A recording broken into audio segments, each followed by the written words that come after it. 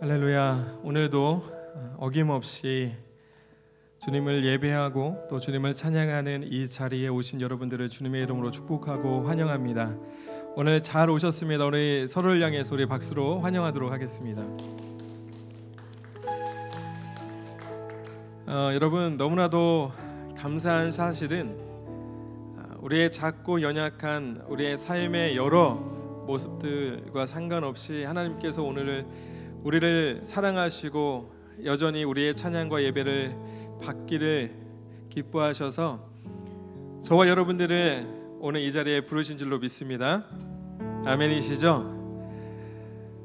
우리의 삶의 여러 모습들을 보면 감히 하나님을 찬양하고 하나님을 예배하는 것이 참으로 연약한 모습일 때가 너무나도 많이 있어요. 그럼에도 불구하고 하나님께서 우리의 형편과 상황에 상관하지 아니하시고 오늘도 우리에게 은혜를 주셔서 우리의 입술을 열어서 또 우리의 마음을 다해서 주님을 찬양하고 예배하도록 인도하실 줄로 믿습니다. 아멘이십니까? 오늘도 한 성령 안에서 함께 예배하길 원합니다. 아멘. 오늘도 한 성령께서 주시는 그 하나된 마음으로 오직 주님만을 바라보고 주님만을 찬양하고 그렇게 주님께서 주시는 은혜와 기쁨으로 충만하여지는 시간 되기를 다시 한번 주님의 이름으로 축복합니다. 아멘이시세요? 다시 한번 크게 아멘.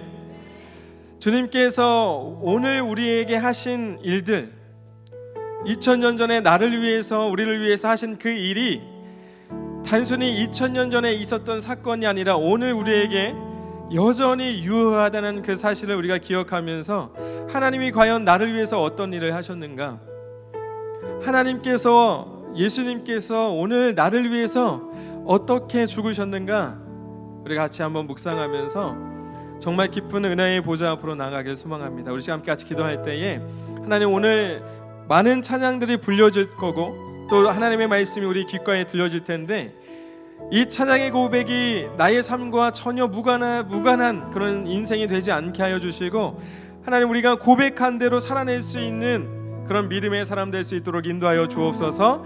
오늘도 들려진 말씀이 우리의 삶을 움직이고 우리의 인생에 그 말씀이 생명력 있게 살아있는 말씀으로 정말 하나님이 나와 함께하고 계시구나, 하나님이 내 인생을 붙들고 계시구나, 그 놀라운 은혜의 감격들이 그리고 고백들이 이곳 가운데 터져나올 수 있기를 다시 한번 주님의 이름으로 축복합니다. 우리 함께 이 시간 그 간절한 마음으로 찬양의 고백이 나의 고백 되게 하여 주십시오. 하나님의 말씀이 나의 메시지가 될 수 있도록 인도해 달라고 우리 같이 기도하며 주님 앞으로 나아가도록 하겠습니다. 같이 기도하겠습니다.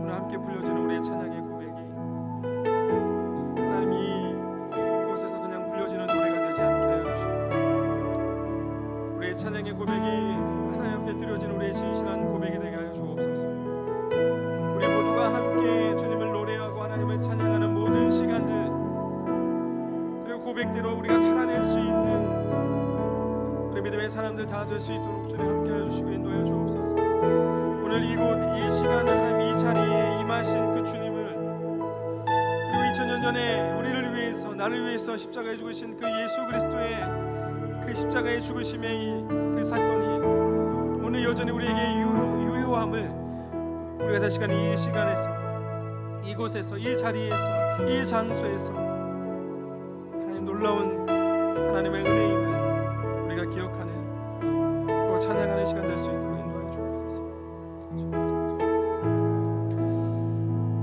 주님, 우리의 어떠함과 상관없이 오늘 우리를 부르셔서 여전히 우리의 마음과 우리의 예배와 우리의 찬양을 기뻐하시는 그 주님 앞으로 우리가 나아갑니다.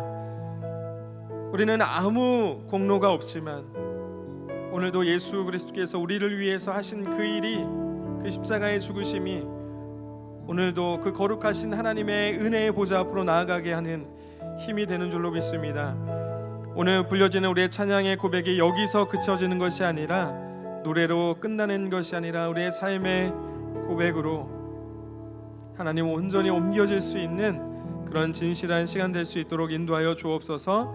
성령님 우리 가운데 함께 하셔서 2000년 전에 예수 그리스도께서 우리를 위해서 하신 그 일이 지금도 여전히 유효하다는 사실을 알게 하시고 깨닫게 하시고 믿게 하셔서 하나님을 기쁘게 구원의 기쁨과 감격으로 주님을 찬양할 수 있는 은혜의 시간 될 수 있도록 인도하여 주옵소서.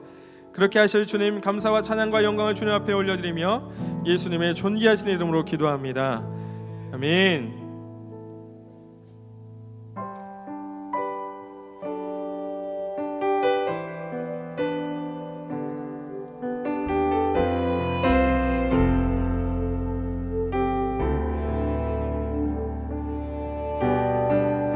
이 세상 가장 아름다운 순종의 눈물 온 세상 다시 빛나게 한 생명의 눈물 그가 이 땅에 오신 이후 죽어야 살게 되고 져야만 승리하는 놀랍고 영원한 신비 지으신 보시니 우리의 창조주 그리스도 십자가의 길로 아버지 뜻 이루셨네. 그가 이 땅에 오신 이유 이제 우리에게 맡겨진 그 소망 그 사랑 그 생명 아름답고 눈부신 십자가의 길 우리가 이 땅에 살아갈 이유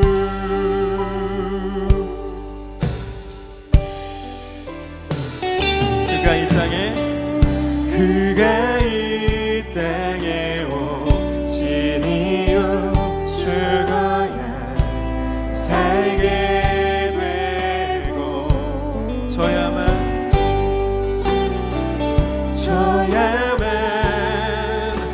승리하는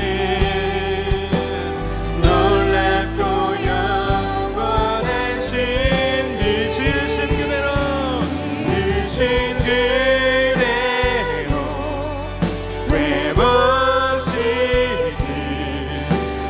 우리의 창조주 그리스도 십자가의 길로 아버지 뜻 이루셨네. 그가 이 땅에 오신 이유 이제 우리에게 맡겨진 그 소망 그 사랑 그 생명 아름답고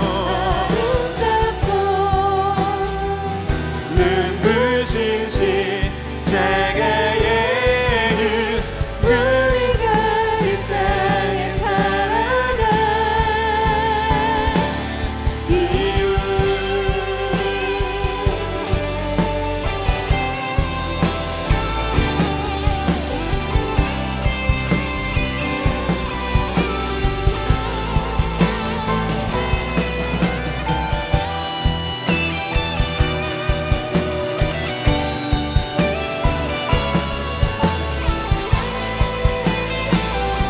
우리 다시 한번 같이 찬양합시다. 지으신 그대로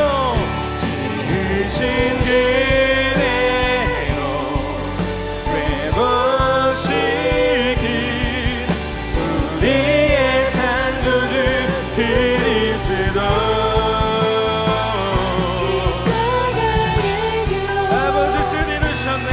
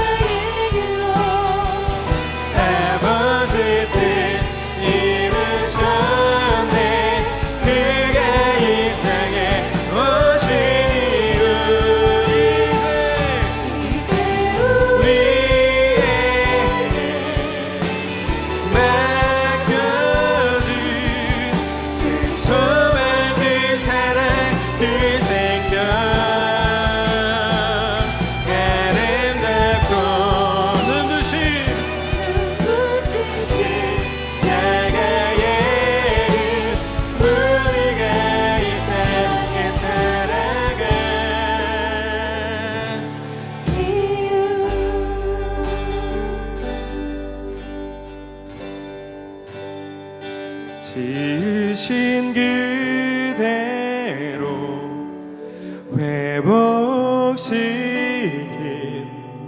우리의 창조주 그리스도 십자가의 길로 아버지 뜻 이루셨네. 그가 이 땅에 이제 여러분들의 고백으로 이제 우리에게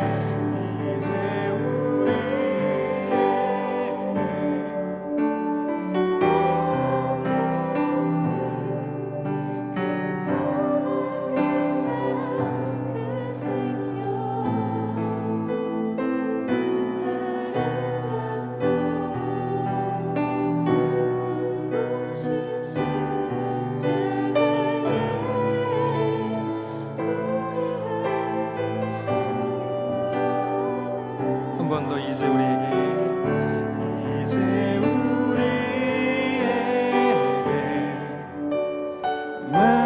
맡겨진 그 소망 그 사랑 그 생명 아름답고 눈부신 십자가의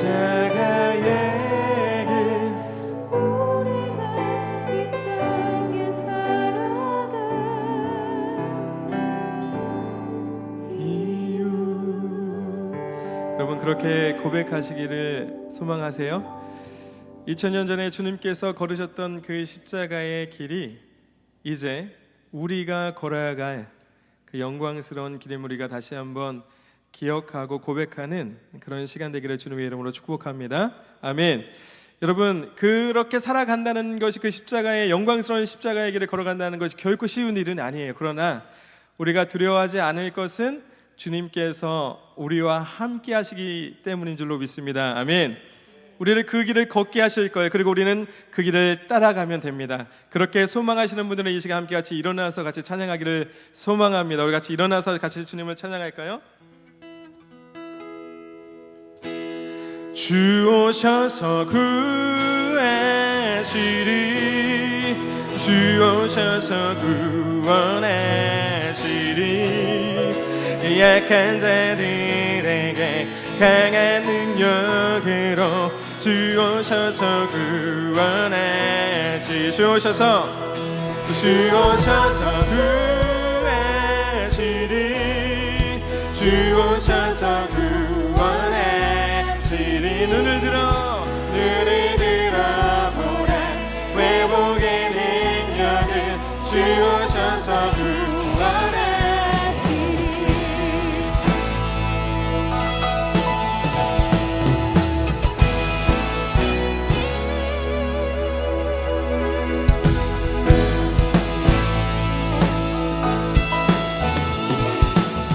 우리 같이 찬양할까요? 두려운 마음 가진 자여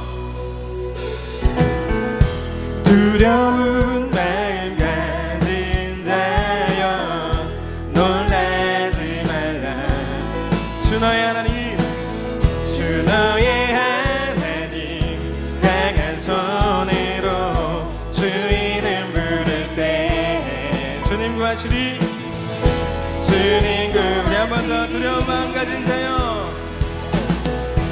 두려운 마음 가진 자여 놀라지 말라 주 너의 하나님 주 너의 하나님 강한 손으로 주 이름 부를 때 주님 구하시리 주님 주 오셔서 구하시리 주 오셔서 구하시리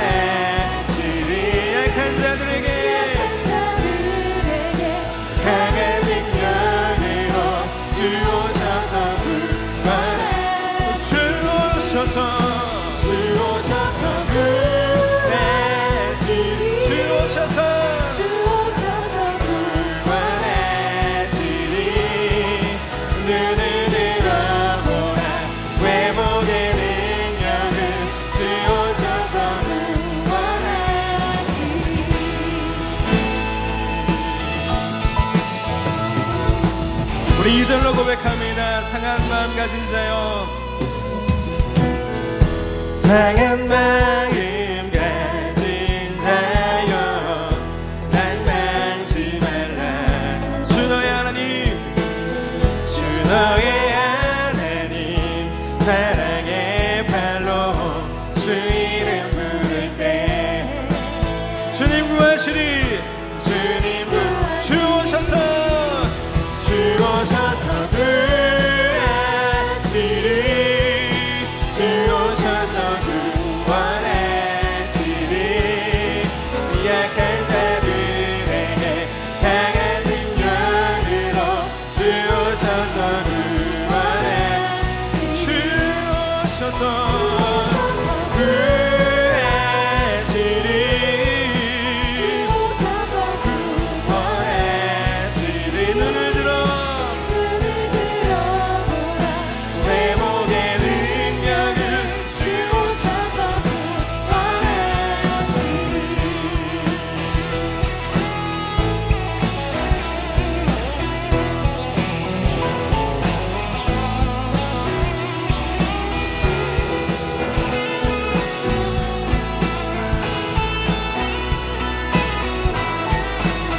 이 시간 우리의 목소리를 한번 고백할까요? 주 오셔서 구하시리, 주 오셔서 구하시리, 주 오셔서 구원하시리.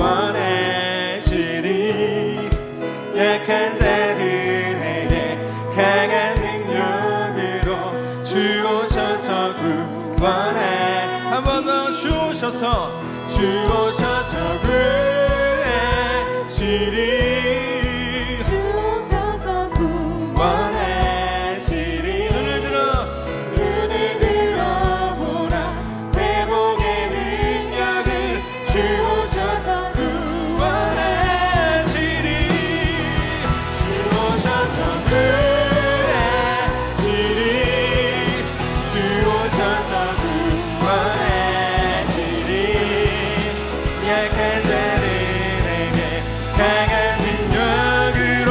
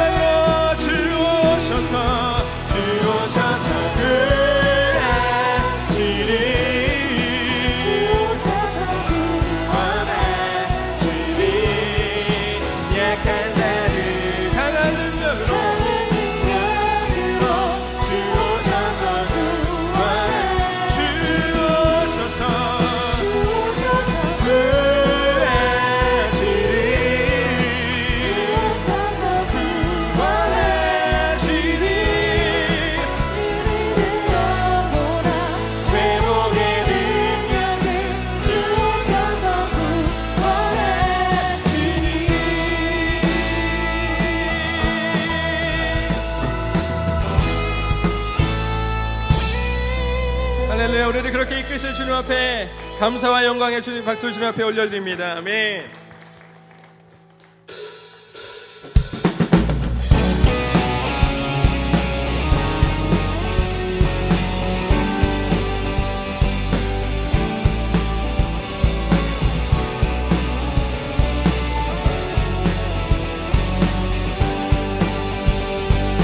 주 날려주는 십자가, 주 날려주는 십자가, 우리가 생각할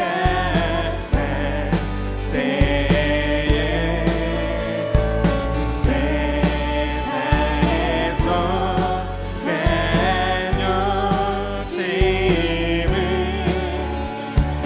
헛된 듯 알고 버리네.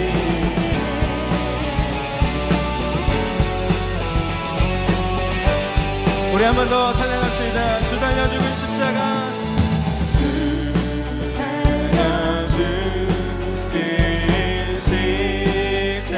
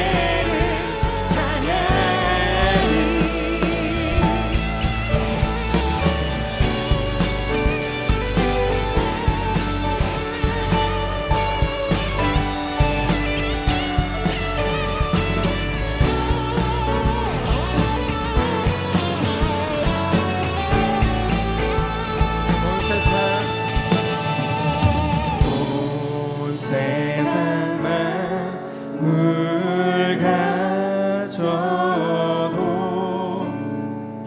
주 은혜 못 따라가겠네.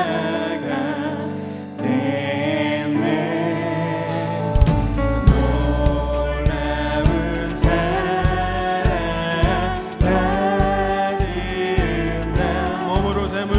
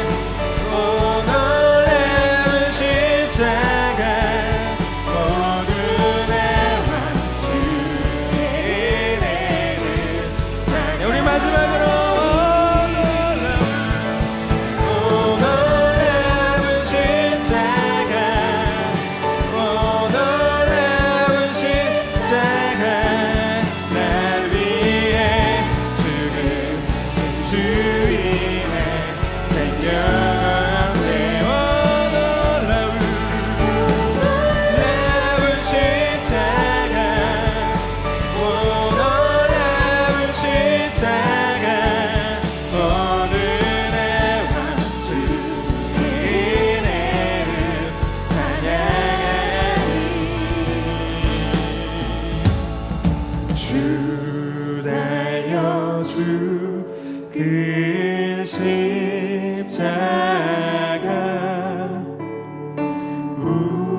우리가 생각할 때에 세상에 속한 욕심을 헛된 줄 알고 버리네.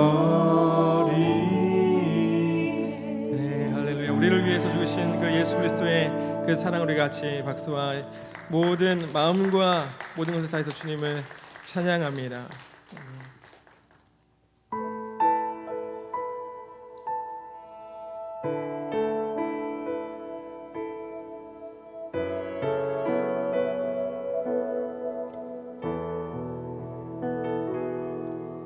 잊을 수 없네 하나님의 사랑 날 살리시려고 주신 생명 내 십자가 지고 오르신 갈보리 언덕 날 향한 사랑 때문에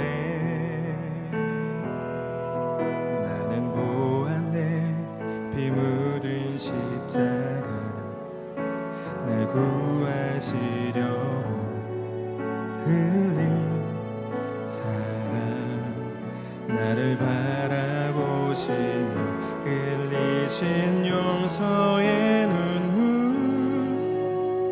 날 향한 사랑 때문에 우리 때문에 생명 주셨고 우리 때문에 고통 당하셨네. 우리 때문에 갈보리 오르셨네. 무지한 우리 때문에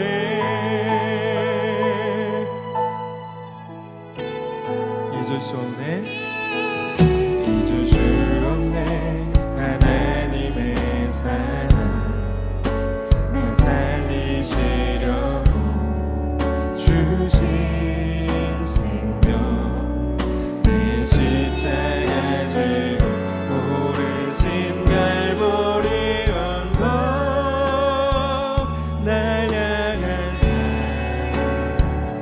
사랑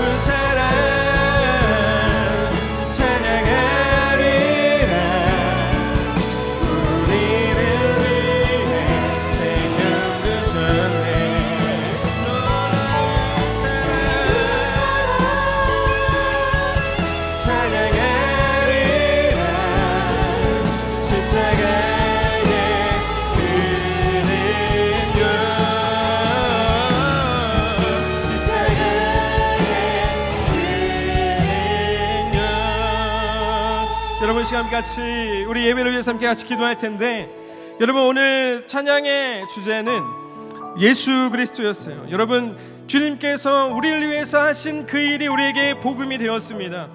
여러분 우리의 상황과 형편과 우리의 어떠한 모습이 아니라 오직 주님께서 우리에게 은혜로 구원을 선물로 주셨는데, 여러분 예수님이 하신 그 일이 2000년 전에 있었던 그 사건이 아니라 오늘 지금 우리에게 여전히 유효한 하나님의 약속이고 선물인 줄로 믿습니다. 하나님, 이 찬양의 고백이 하나님 여기서 그쳐지는 것이 아니라 하나님 이제 우리가 세상으로 나아가 주님께서 오신 그 이유로 말미암아 이제 우리가 세상 가운데 보여줘야 되는 이 십자가의 길, 그 영광스러운 길을 하나님 나는 갈 수 없지만 오직 주님께서 주시는 힘과 능력으로 나아가기 원합니다.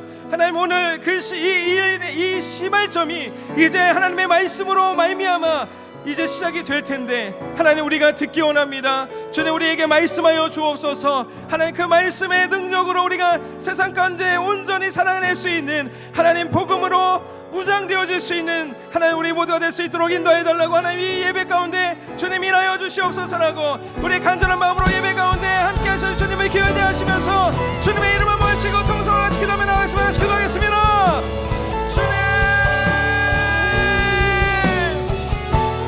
주님 오늘도 우리가 기대하는 마음으로 주님 앞에 나아갑니다. 주님의 능력으로, 주님의 말씀의 능력으로 이미 우리 가운데 우리를 위해서 시작된 그 복음이 하나님 여기서 그치어지는 것이 아니라 오직 주님의 영광에 하여 사용되어질 수 있는 하나님의 시간 될 수 있도록 인도하여 주옵소서.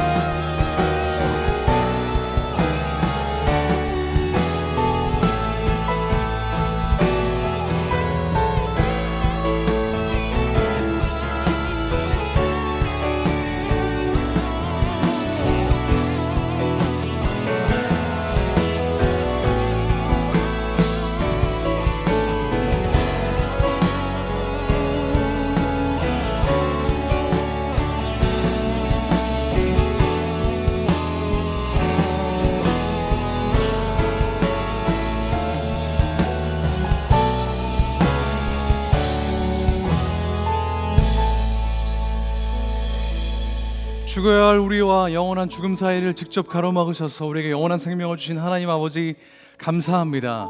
구원받은 자의 특권인 예배를 이 시간 주님 앞에 올려드립니다. 모든 찬양과 감사를 주님 앞에 올려드립니다. 주님 기쁘게 받으시고 우리를 주님의 소유 삼으셔서 우리의 삶을 통해서도 주님 영광 받아주시길 소망하오니 주님 이 시간 우리와 영원토록 우리와 함께하여 주시옵소서. 오늘 말씀을 나눕니다. 말씀 가운데 주님의 뜻을 계시하시고 우리 삶 가운데 반드시 역사하실 것을 믿습니다. 함께하실 것을 믿으며 이 모든 말씀 살아계신 예수 그리스도 이름으로 기도합니다.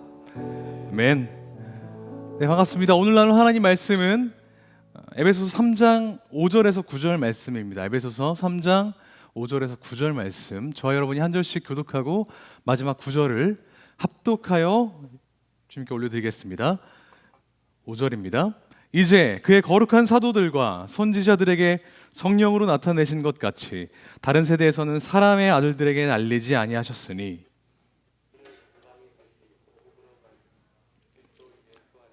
함께 산속자가 되고 함께 지체가 되고 함께 약속에 참여하는 자가 됩니다. 이 복음을 위하여 그의 능력이 역사하시는 대로 내게 주신 하나님의 은혜의 선물을 따라 내가 일꾼이 되었노라. 성도 중에 지극히 작은 자보다 더 작은 나에게 이 은혜를 주신 것은 측량할 수 없는 그리스도의 풍성함을 이방인에게 전하게 하시고, 함께 읽습니다. 영원부터 만물을 창조하신 하나님 속에 감추어졌던 비밀의 경륜이 어떠한 것을 드러내게 하려 하심이라. 아멘. 오늘도 하나님을 예배하기 위해서 이 자리에 현장에서 또 온라인으로 함께하는 우리 수요필 워십 예배자 한 분 한 분을 주님의 이름으로 환영하고 축복합니다. 정말 잘 오셨습니다. 오늘은 엠바고는 누가 걸었는가라는 제목으로 말씀 전하겠습니다. 지금으로부터 11년 전인 2011년 1월에 대략 11,000톤급의 화물선인 3호 주얼리호가 인도양과 아라비아해 인근을 항해하고 있었습니다. 지금 한강에 돌아다니고 있는 유람선이 한 300톤 정도 된다고 해요. 그러니까 그 유람선에 30배 내지 40배 되는 큰 배를 떠올리시면 될 것 같습니다. 그런데 그 배가 납치를 당합니다. AK 소총 등으로 무장한 소말리아 해적에게 납치당하는 사건이 벌어졌습니다. 납치당한 선원은 총 21명이었습니다. 소말리아 해적에게 대한민국 국적선이 납치당한 건 이때가 8번째였다고 해요. 더 이상의 납치를 용납해서는 안 되겠다는 생각을 당시 대통령이 내렸던 모양입니다. 그래서 곧장 부대를 파견해서 인질 전원을 구출할 것을 명령했습니다. 해군 330여 명이 투입되었고 단 한 명의 인질도 희생되지 않고 모두가 구출되었습니다. 이 작전의 이름은 아덴만에서 벌어졌다고 해서 아덴만 여명 작전이라고 불렸습니다. 기억하시는 분들도 있을 겁니다. 이 작전에서 가장 중요하게 다뤄졌던 건 뭐였을까요? 한번 생각을 해보죠. 뛰어난 요원을 뽑아서 부대를 조직하고 파견하는 것 전혀 문제가 없었습니다. 무기와 장비도 준비되어 있었어요. 상대는 소총만 들고 있었거든요. 우리는 구축함을 보냈다고 하죠. 문제는 그런 게 아니었습니다. 제일 중요한 건 21명의 인질의 목숨이었습니다. 안전이었어요. 구출 작전이 벌어지는 곳은 바다 위에 떠 있는 배였고 해적들은 무장한 상태였기 때문에 혹시라도 총격전이라도 벌어질라 하면 인질들의 안전이 매우 위협받는 그런 상황이었습니다. 그래서 군부대가 구출 작전을 벌이고 있다는, 계획하고 있다는 사실을 가급적 비밀에 붙여야 했습니다. 몰래 기습해야 구출할 확률이 높아지니까요. 이런 때 언론에 내려지는 지침이 바로 오늘 제목에도 있었던 엠바고입니다. 보도 유예 지침. 보도를 잠시만 멈춰달라고 하는 지침 말이죠. 사건이 이미 일어나고 있거나 사건이 이미 일어나고 있어도 어떤 일정 시간이 되거나 그 사건이 끝나기 전까지는 뉴스를 내보내지 말아달라 하는 부탁인 셈입니다. 인명을 보호해야 하는 중요한 상황이거나 그 뉴스 자체가 사건에 영향을 끼치게 되는 경우에, 그러니까 심각하고 급박한 상황이 있는 경우에는 제한적으로 보도 유예 지침, 엠바고가 내려진다는 것이죠. 중요한 조건이 있습니다. 이건 사건을 숨기는 목적으로 내려지는 것이 아니라 그 사건에 대해서 보도하지 않음으로써 사건이 잘 해결되는데 돕는 때에만, 해결되도록 돕는 때에만 의미가 있는 것입니다. 납치범에게서 인질을 구출해내야 되는데 그 작전이 언론을 통해 공개되면 그 언론을 보고 있는 납치범들이 대비하지 않겠습니까? 그러면 결과적으로 인질들이 위험해지니까, 작전 성공률이 떨어지니까 그때 잠시만 작전이 끝날 때까지만 보도하지 말아달라. 이해 가시죠? 명백한 필요가 있을 때 보도를 늦추는 것. 그게 엠바고입니다. 오늘 우리가 다루는 복음 역시도, 늘 이야기하는 복음도 엠바고처럼 숨겨져서 비밀의 영역에 있었던 적이 있습니다. 오늘 본문이 에베소서에 그 사실이 기록되어 있는데 3장 5절입니다. 함께 한번 읽어보겠습니다. 시작!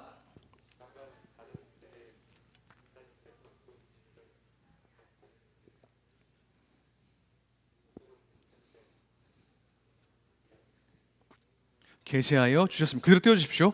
지나간 다른 세대에서는 하나님이 비밀을 사람의 아들들에게 알려주시지 않으셨다. 비밀이라는 것이 존재해요. 그리고 그걸 사람의 아들들, 모든 사람에게 알려주시지 않았다는 겁니다. 누가요?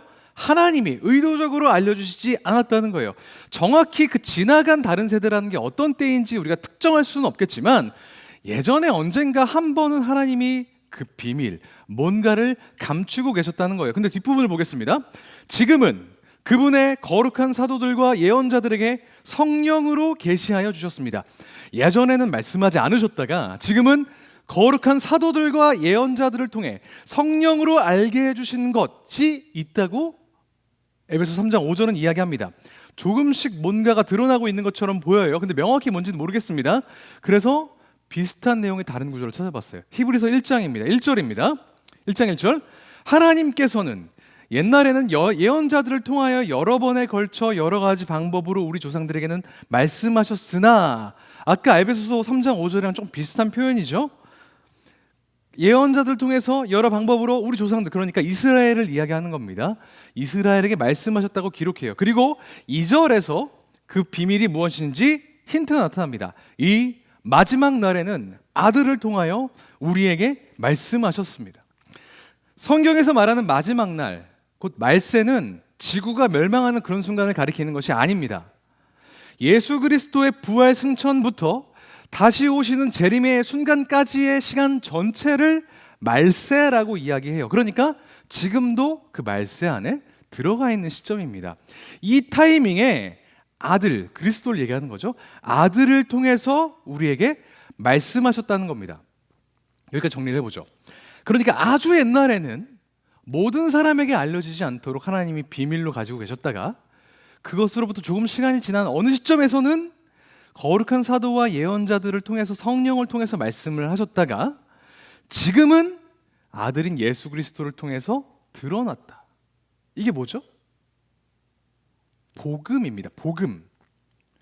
하나님이 자기 백성들을 죄와 사망에서 건지시고 그들을 직접 다스리신다라는 사실, 그 사실이 태초에는 비밀에 감추져 있었다가 예언자들을 통해서 조금씩 드러나기 시작했고 이제 지금 우리 시대에는 예수 그리스도를 통해서 알려졌다. 하나님으로부터 멀어진 인간과 하나님의 사이가, 죄로 갈라진 그 사이가 어떻게 회복될 수 있을 것인가, 하나님이 대체 죄인과 어떻게 연합하실 수 있을지 그 방법에 대해서 아주 오래전에 인간은 전혀 알지 못했지만 시간이 지나면서 예언자들을 통해 그것이 어렴풋이 드러나기 시작했고 그래서 대략적으로 짐작은 할 수 있게 되었고 이제는 궁극적으로 모든 사람이 알게 되었다. 그게 복음이라는 겁니다. 골로새서에서는 이 비밀의 정체가 조금 더 명확하게 설명되어 있습니다. 1장 26절인데요. 제가 읽어드리죠. 사도 바울이 이렇게 얘기합니다. 이 비밀은 영원 전부터 모든 세대에게 감추어 있었는데 지금은 그 성도들에게 드러났습니다. 27절. 이 비밀은 여러분 안에 계신 그리스도요 곧 영광의 소망입니다. 구원의 역사가 어느 순간에선 비밀이었는데 이제는 모든 사람에게 남김없이 드러났다. 누구를 통해서요? 그리스도를 통해서. 그럼 무엇을 통해 드러났겠습니까? 그분의 성육신과 십자가와 부활을 통해서 우리 안에 주인으로 계신 그분을 통해서 드러났다는 겁니다. 죄와 사망으로부터 우리를 구출하려던 하나님의 계획이 이전에는 엠바고에 묶여 있어서 감추어져 있었지만 그리스도의 삶과 죽음과 다시 사심을 통해서 이제는 드러났다. 엠바고가 해제됐다라고 이야기하는 겁니다. 비밀은 모르는 사람이 많을 때, 모르는 사람이 많으면 많을수록 가치가 있습니다. 모두에게 알려져 있는 건 의미가 없어요. 하지만 이제 더 이상 복음은 비밀이 아니라는 겁니다. 많은 사람에게 알려지면 알려질수록 가치 있는 것이라. 복음은 이제 계시의 영역 안으로 들어온 것입니다. 누굴 통해서요? 그리스도를 통해서. 사도 요한도 요한 1서에서 이 계시에 대해서 이야기합니다. 1장 1, 2절입니다. 이 생명의 말씀은 태초부터 계신 것이요 우리가 들은 것이요 우리가 본 것이요 우리가 지켜본 것이요 우리가 손으로 만져본 것입니다. 이 생명이 나타나셨습니다. 우리는 그것을 보았습니다. 보이지 않고 만져지지 않고 들을 수 없었던 그런 비밀의 영역에 있었던 복음의 그 핵심이 이제 하나님의 계획과 말씀이 이제 우리 눈에도 보이고 귀에도 들리고 만질 수도 있게 되었다. 그리스도를 통해서요. 이 생명이 나타나셨다 하고 성경은 기록합니다. 그래서 그 표현이 중요합니다. 이 사실은 우리 태도에도 우리의 삶을 향한 우리의 방향에도 변화를 불러일으킵니다. 그 계시를 한복판에서 경험했던 사도 바울은 오늘 본문 8절을 통해서 이렇게 이야기합니다. 하나님께서 8절입니다. 모든 성도 가운데서 지극히 작은 나보다 더 작은 나에게 이 은혜를 주셔서 그리스도의 헤아릴 수 없는 부요함을 이방 사람들에게 전하게 하시고 만물을 창조하신 하나님 안에 영원 전부터 감추어져 있는 비밀의 계획이 무엇인지를 모두에게 밝히게 하셨습니다. 그리스도가 이 땅 가운데 오셨고 우리 가운데 사셨고 우리 죄를 위해 죽으시고 다시 사심으로써 이 구원의 3연속 콤보를 통해서 복음의 히스토리에서 하나님이 우리를 구원하시려는 그 구속사에서 가장 중요한 부분들이 실행되었고 해결되었다는 겁니다. 작전이 성공했어요. 이제 그분에 대해서 이야기하는 것, 그분이 하신 일에 대해서 이야기하는 것, 궁극적으로 하나님이 하시는 일에 대해서 이야기하는 것을 우리는 숨길 필요가 없다는 겁니다. 이미 그분이 그 아들을 통해서 만방에 드러내셨기 때문에 그게 바로 나타낸다, 드러낸다는 의미의 계시입니다. 계시. 그런데 재밌는 건 이 계시, 복음을 알게 된 사람에게는 이것을 다른 사람에게 밝히는 역할이 주어진다는 겁니다. 본문에서 사도 바울이 그랬던 것처럼요. 9절 다시 한번 보여주시죠. 만물을 창조하신 하나님 안에 영원전부터 감추어져 있는 비밀의 계획이 무엇인지를 모두에게 밝히게 하는 역할, 그것이 사도 바울에게도 주어졌고 복음의 은혜를 입은 우리에게도 주어졌다. 하나님의 부르심에 응답하는 게 우리에게 요구된다는 것입니다. 근데 이 비밀은 뛰어난 지성을 가지고 있어야만 깨달을 수 있는 어떤 학문적인 그런 깨달음도 아닙니다. 정글이나 유적들을 오랫동안 탐사하고 죽을 고비를 몇 번이나 거쳐야 겨우 발견된 고문서에 나와 있는 그런 것도 아닙니다. 수백 년 동안 비밀단체가 지켜왔던 그런 비밀은 더더욱 아닙니다. 모두에게 열렸어요. 그대로 알고 전하기만 하면 되는 것입니다. 우리 이미 알고 있습니다. 그런데 어떤 사람들은 마치 이 비밀을 자기들만 가지고 있는 것처럼 이야기합니다. 저 사람들은 네가 알고 있는 저 사람들은 뭔가 잘못 알고 있어. 우리는 저 사람들이 모르는 걸, 네가 모르고 있는 걸 알고 있어. 네가 믿고 있는 게 진짜야? 확인할 수 있어? 확증할 수 있어? 라고 이야기하면서 우리가 복음에 대해서 뭔가 잘못 알고 있다는 식으로 계속 이야기합니다. 오히려 그렇게 말하는 사람들이 복음에 대해서 잘못 알고 있는 겁니다. 하나님이 그리스도를 통해서 이루신 구원의 역사는 비밀이 아니거든요. 엄청 어려운 개념인 것도 아닙니다. 하나님의 아들이시면서 동시에 하나님이신 그분이 창세전부터 계셨고 모든 사람이 보는 앞에서 인간의 몸으로 오셨다가 모든 사람이 보는 앞에서 십자가에 달리시고 모든 사람 앞에서 부활하신 것, 그것으로 충분합니다. 이미 모든 사람에게 드러난 바라고 성경은 이야기합니다. 하지만 이거 외에 뭔가 좀 더 알아야 될 것 같고 이걸로는 부족하다고 말하는 사람, 그래서 새로운 가르침을 받아야 하고 은밀하게 뭔가를 좀 더 해야 된다라고 말할 때 문제가 시작됩니다. 우리가 아는 이단들은 대부분 이렇게 시작했어요. 그런 이단이 사이비가 되고 우리를 영적으로 혹은 실질적인 삶에서 파멸로 우리를 끌고 가는 것입니다. 이들의 특징은 복음을 자꾸 숨기고 쉽게 접근할 수 없는 곳에 있는 것처럼 보이게 만든다는 것입니다.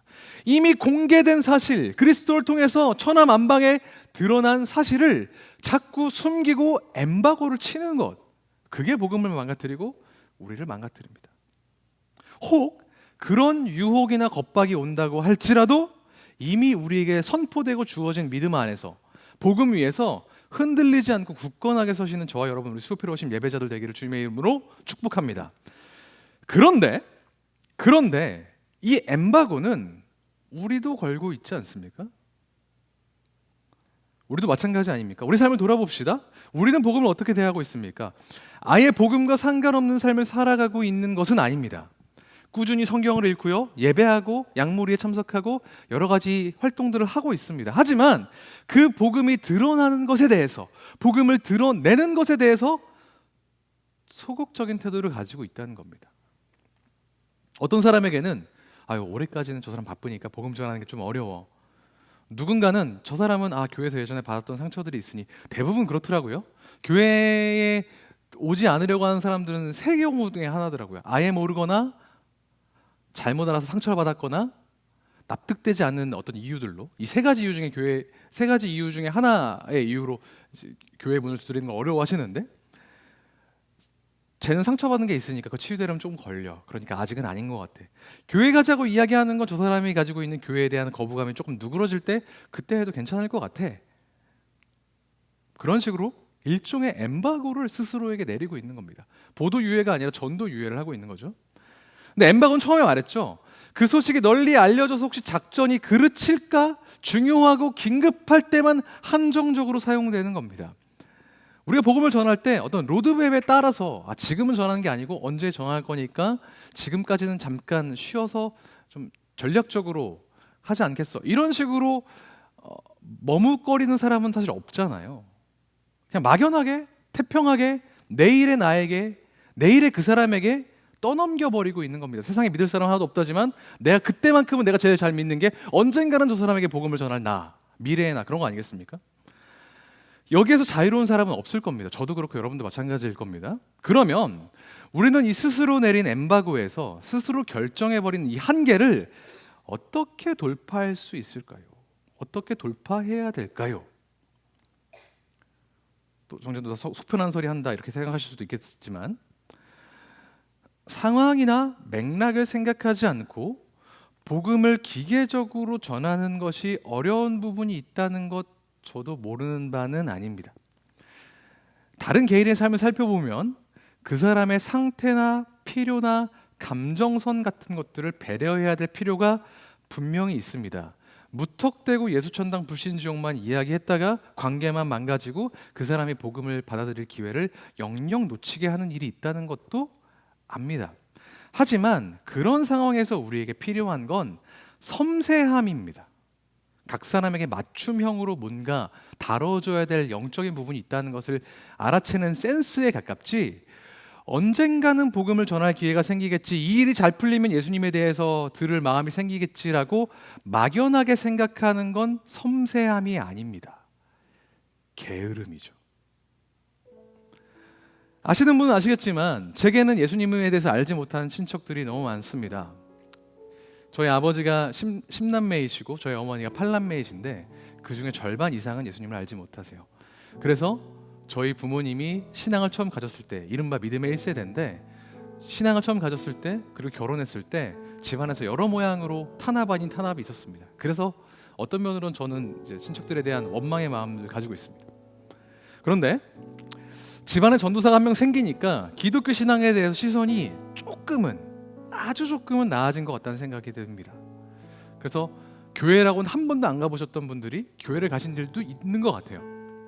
정기적으로 가시는 건 아닌 것 같지만, 그런데 이 일을 허락하신 하나님께 너무 감사하지만 지금 이 상태에서 조금 교회에 대해서, 하나님에 대해서, 기독교에 대해서 마음을 열고 나아지는 속도가 너무 느려요.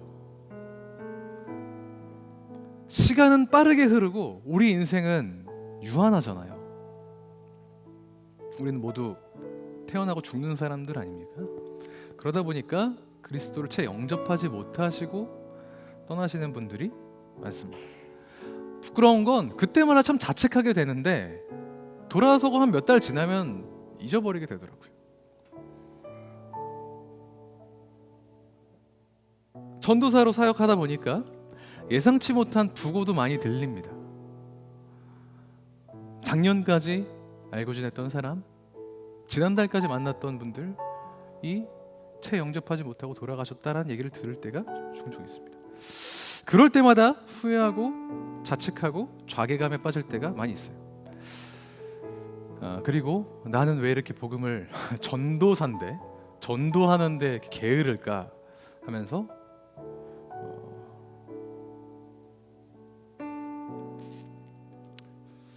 그럴 때가 있습니다. 저만의 문제는 아니라고 생각해요. 이 막연한 게으름, 복음을 전하지 못하는 이 막연한 게으름은 왜 생기는 걸까요? 말로는 복음 전해야지, 예수님 전해야지라고 말은 우리 잘하잖아요. 근데 왜 복음을 직접 전하는 데는 이렇게 느긋할까요? 왜 자꾸 막연한 미래로 그걸 미루게 되는 걸까요? 최근에 비슷한 일이 있어서 그걸 가지고 기도하면서 고민을 하다가, 사실 고민을 좀 더 많이 했는데 사도 바울이 로마서에서 했던 말씀이 다시 한번 생각났습니다. 1장에서 나는 복음을 부끄러워하지 않는다라는 사도 바울의 말이 생각났어요. 바울은 왜 복음을 부끄러워하지 않는다고 얘기했을까? 왜 할 수 있는 대로 복음을 헬라인이나 이방인이나 유대인들이나 지혜 있는 사람이나 어리석은 사람에게나 마음껏 전할 수 있냐라고 얘기했었냐면, 복음이 모든 믿는 사람에게 구원을 주시는 하나님의 능력이라는 것을 믿었기 때문이라는 바로 다음 말씀이 떠오르더라고요. 우리가 복음을 충실히 전하고 있지 못하고 기회를 언젠가 나도 알 수 없는 미래로 밀어버리고 찰필 미루고 결국은 순간을 놓쳐서 복음을 듣지 못한 채 그 영원한 길로 떠나보내야 되는 그런 일들을 매번 겪는 여러 이유들이 있겠지만 그 중에 하나는 아마도 우리가 복음의 파괴력이, 복음의 능력이 그런 어떤 조건과 상황들을 돌파할 만한 충분한 강함이 없다고 생각하기 때문이 아닌가. 반대로 얘기하면 우리가 복음의 능력을 충분히 신뢰하고 있지 못하기 때문에 그런 것 아닌가, 이런 생각이 들었습니다.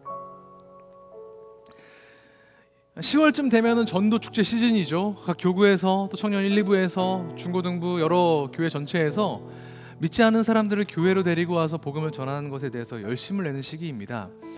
이 시기 때만 되면 저에게 여러 요청이 들어옵니다. 전도하는 방법을 전도사님 좀 알려주십시오. 다 같이 모여있는 데서 전도 특강 한번 해주십시오. 어떻게 전도하는지 스크립트를 좀 마련해서 역할극도 좀 해보고, 이 사람들 이런 질문이 들어오면 어떻게 할지 미리 예상 질문도 좀 뽑아보고 그런 순서를 가졌으면 좋겠습니다, 이렇게 이야기하지만, 우리에게 진짜 필요한 것은 복음을 어떻게 하면 잘 숙지해서 까먹지 않고 오해 사지 않고 잘 전할 수 있을 것이냐는 방법론이나, 어떻게 하면 이렇게 전했는데도 관계를 망치지 않고 두 번째, 세 번째 기회를 확보해 놓을 수 있을 것이냐 하는 잔재주가 아니라, 모든 믿는 이들을 구원에 이르게 하는 그 복음의 능력을 우리가 과연 믿고 있느냐를 점검하는 것이 우리에게 제일 중요한, 필요한 것이라는 생각을 했습니다. 절대 복음을 받아들일 것 같지 않은, 그래서 나랑 매번 교회 가는 걸로 싸우는 부모님, 몇 달을 내가 너를 위해서 노력했지만 난 결국 믿음이 생기지 않는 것 같아, 그러니까 너는 너대로 믿고 나는 나대로 믿을게 라고 이야기하는 연인, 예수 그리스도는커녕 교회에 대해서 이야기하는 것도 부끄러운 내 직장 동료나 친구들, 그 사람들 우리의 부족한 부분 때문에, 우리의 연약함 때문에 복음 못 받아들이면 어떡하나, 관계만 망치면 어떡하나 이렇게 걱정하는 거 아니라, 모두를 구원할 수 있는, 모든 믿는 자를 구원할 수 있는 그 하나님의 능력된 복음, 그리스도의 능력을 믿는 믿음이 지금 이 시기에 우리에게 가장 필요한 요건이 아닌가 합니다. 그 믿음이 우리를 복음 전하는 자로 만들 것이고요, 그 믿음이 우리가 사랑하는 사람들을 구원에 이르도록 하게 할 줄 믿습니다.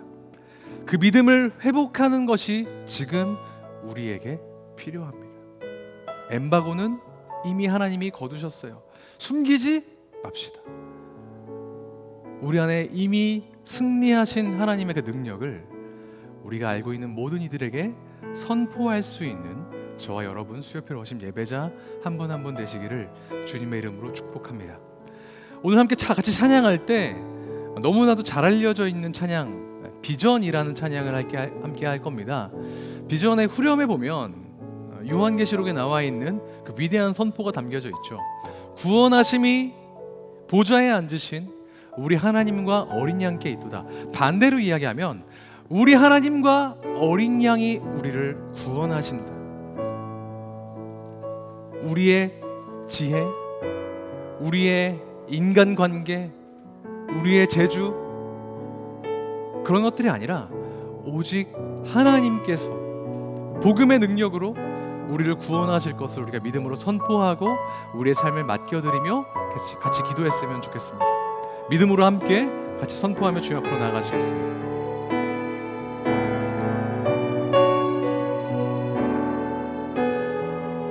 조금 빨리 찬양하겠습니다. 우리 보좌 앞에, 우리 보좌 앞에 모였네. 함께 주를 찬양하며 하나님의 사랑, 하나님의 사랑, 그 아들 주셨네. 그의 피로 우린 구원 받네. 십자가에서 쏟으신 그 사랑, 강같이 온 땅에 흘러, 강같이 온 땅에 흘러, 각 나라 족속, 각 나라와 족속, 백성 방언에서 구원받고 경배드리네.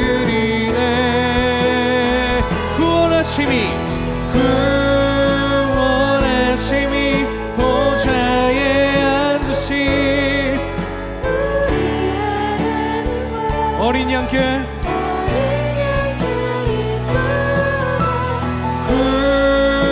구원하심이 보좌에 앉으신 우리 하나님과 어린 양께 우리 다시 한 번 더 믿음으로 선포합니다. 구원하심이 보좌에 앉으신 구원하심이 앉으신 우리 하나님과 어린 양께 도다 구원하심이 우리 하나님과 어린 양께 하나님과 마지막으로 한 번 더 구원하심이 보좌에 앉으신 할렐루야 구원하심이 우리 하나님과 어린 양께 아멘 구원하심이 좌에 앉으신 우리 하나님과 어린 양께 이 시간 우리 함께 같이 기도할 때 우리 가운데 구원을 허락하신 하나님께 감사와 찬양을 올려드립시다. 무엇보다 우리에게 우리의 능력이나 우리의 조건이나 지혜나 어떤 상황들이 아니라 오직 예수 그리스도를 믿는 믿음만으로 하나님과 영원토록 함께할 생명을 허락하신 주님께 감사와 찬양을 올려드리고 그 복음의 영생에 합당한 삶을 살아나갈 수 있게 해달라고 주님 우리와 함께하여 주십시오. 우리 같이 주여 한번 부르짖고 기도하며 나아가시겠습니다. 함께 기도합니다. 주여 주님 우리 가운데 영원토록 우리와 함께한 유일하신 참 하나님과 그의 아들을 아는 영생을 허락하여 주신 하나님 아버지 참 감사드립니다. 우리의 어떤 조건이나 상황이나 지식이나 어떤 상황들이 아니라 어떤 만족해야 되는 충족시켜야 되는 요건들이 아니라 예수 그리스도를 믿는 믿음만으로 구원의 은혜를 허락하시 주신 주님의 은혜에 감사합니다. 주님 찬양합니다. 우리가 그 구원에 합당한 삶을 살아낼 수 있도록 인도하여 주십시오. 매 순간 매 상황마다 우리의 삶이 하나님께서 우리에게 허락해 주신 그 구원에 합당한 삶 하나님을 찬양하고 예배하는 그런 삶으로 온전히 바로 설 수 있도록 주 아버지 인도하시며 그 모든 상황 가운데서 우리에게 맡겨주신 주님의 부르심에 응답하며 나아갈 수 있도록 주 아버지 인도하시고 도와주십시오. 우리 가운데 구원을 허락하신 주님의 이름을 찬양합니다. 영생을 허락하신 주님의 그 희생을 기억합니다. 그리스도의 십자가 그리스도의 부활로 인해서 우리에게 주어진 그 놀라운 영원한 생명을 우리가 붙들고 그 구원에 합당한 삶을 온전히 살아낼 수 있도록 주님 앞에 거룩하고 정결하게 깨끗한 주님의 신도로 바로 설 수 있도록 인도하여 주시며 그 가운데 우리의 삶 가운데 부족한 것들 유력한 것들 모두 물리치고 주님과 함께하는 것들로 만족하며 주님 앞으로 함께 나아갈 수 있도록 주 아버지 인도하시고 도와주십시오. 한 번 더 같이 기도할 때 우리 가운데 구원을 허락하여 주셨으니 우리 또한 주님의 그 구원의 놀라운 능력을 다른 사람에게 선포할 수 있게 해달라고 간구했으면 좋겠습니다. 아까 말씀 가운데도 이야기했듯이 우리의 사랑하는 부모님과 형제 자매와 우리의 자녀와 조카들과 친구와 선후배와 내가 사랑하는 연인들을 구원하는 것은 안타깝지만 나의 열정이나 나의 의지나 나의 지식이나 언변이 아닙니다. 오직 복음의 능력, 모든 믿는 사람을 구원에 이르게 하는 하나님의 능력인 예수 그리스도의 십자가와 부활임을 우리가 기억했으면 좋겠습니다. 단지 우리에게 필요한 것은 그것을 있는 그대로 전하는 것입니다. 기가 막히게 설명 못해도 돼요. 납득할 만큼 이해시키지 않아도 괜찮습니다.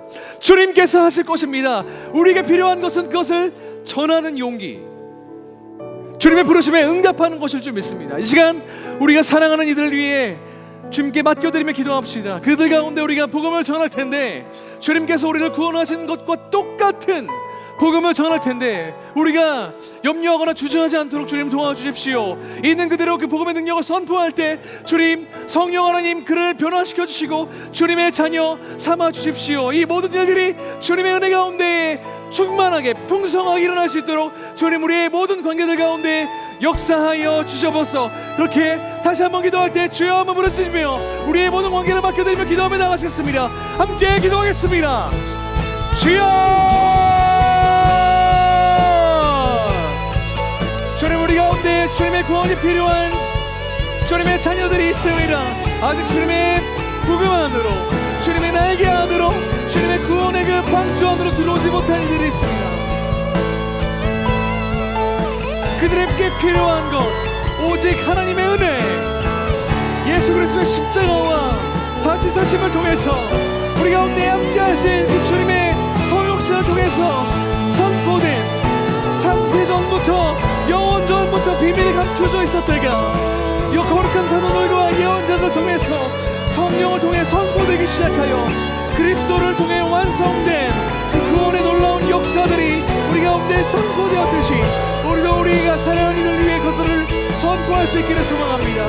주님 우리의 마음을 주장하여 주시고 우리의 입술을 주장하여 주십시오. 우리의 수고와 헌신을 통해서 우리의 순종을 통해서 하나님을 알지 못한 우리의 사람들이 주님을 경험하고 하나님이 어떤 분이신지 예수 그리스도가 어떤 분이신지 경험하며 주님 안으로 돌아올 수 있는 놀라운 역사들이 일어날 수 있도록 주님 도와주십시오. 우리의 부모와 우리의 형제와 우리의 자녀, 우리의 조카들과 우리의 사촌들과 우리의 친구들, 우리의 선후배들, 우리의 직장 동료들과 우리의 사랑하는 연인들과 배우자 만나는 모든 관계들 속에서 하나님의 사랑이, 하나님의 능력이 모든 믿는 자를 구원에 이르게 하는 하나님의 능력이 온 자에게서 선포될 수 있게 소망하오니 주님 우리 가운데 함께 하시고 역사하여 주십시오. 주님 우리의 입술을 주장하여 주십시오. 우리의 마음을 주장하여 주십시오. 우리의 의지를 주님께서 이끌어 주십시오. 구원하심이 보좌에 앉으신 우리 하나님과 그 아들 예수 그리스도 가운데 있음을 우리가 믿음으로 선포하게 도와주십시오. 주님만이 우리를 구원하십니다. 주님만이 우리를 회복시키십니다. 주님만이 우리를 영원히 살게 하십니다. 그 주 바라볼 수 있도록 주 아버지 인도하시고 도와주십시오.